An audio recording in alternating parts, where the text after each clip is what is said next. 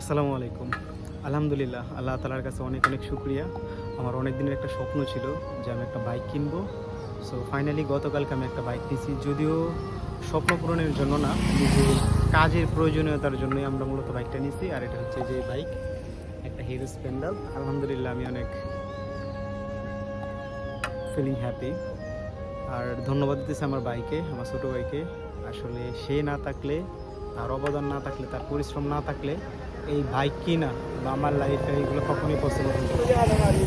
So সত্যি কথা বলতে আমার ভাইয়ের মতো একটা ভাই পাওয়া ভাগ্যের ব্যাপার। আমি আমার লাইফে এই পর্যন্ত শতবার ব্যর্থ হয়েছি, আর ওই শতবারই আমার ভাই আমাকে হেল্প করছে, সাপোর্ট করছে, আমার পাশে দাঁড়াইছে, নিঃস্বার্থভাবে আমার পাশে দাঁড়াইছে। ইভেন গতকালকে রাত্রে যখন আমি বাড়ি থেকে এখানে আসবো, রাত্রে 11টা বাজে 2 লিটার তেল ম্যানেজ করে গাড়িতে ভরে রেখে দিছি যে ভাই যাতে সকালে গেলে কোনো প্রবলেম না হয়। আল্লাহর কাছে আমি অনেক অনেক শুকরিয়া আমার ভাইয়ের জন্য, পরিবারের জন্য। বাট আমার দুঃখ, কষ্ট অনেক বড় একটা পাথর এই বুকের মধ্যে, সেটা হচ্ছে আমার মা নাই। আমি বাইকটা কিনছি প্রথমে আমার মারে উড়াইতাম, মা পারি না, মার পরিবর্তে আমার খালারা বাইকে উঠায় বাড়িতে দিয়ে আসছে। আমার মা আজকে থাকলে কি খুশি হইতো। আমার এই কষ্টের কারণে আমি কোনো কিছু করতে পারতেছি না। আমার সব কিছু কেমন কেমন জানি লাগে, আমার এই নিয়ে একদম ভালো লাগে না। আমার মন চায় বাড়িতে থাকি, আব্বা, বোন, ওদের ওদের দেখি, আমার ওদের কাছে যাইতে মন চায়। চাকরি বাকরি ভালো লাগে না। এই ভাইকে এই সফলতা আমার কাছে একদমই মন চায় না।